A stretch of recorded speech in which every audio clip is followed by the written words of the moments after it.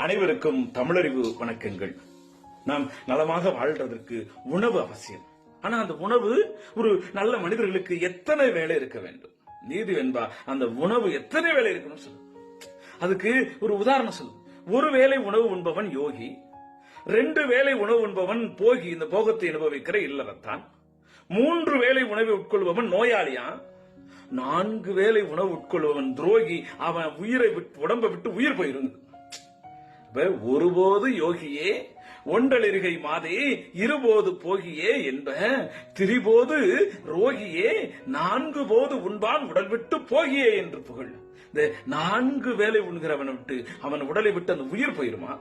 இப்ப 3 வேளை உண்கிறவன் நோயாளியாக மாறிடுவானா? இப்ப 2 வேளை உண்கிறவன் இல்லறத்தான் ஆகிய போகத்தில் இருக்கிறவன் யோகிகள் 1 வேளை தான் உணவர். அப்ப ரொம்ப அழகா மீதுன் விரும்பேல் சொன்ன அவையின் வழியிலே, இந்த நீதி வெண்பாவின் வழியிலே உணவை தேவையான அளவு உண்டு நல்ல வண்ணம் வாழ்வோம். நன்றி, வணக்கம்.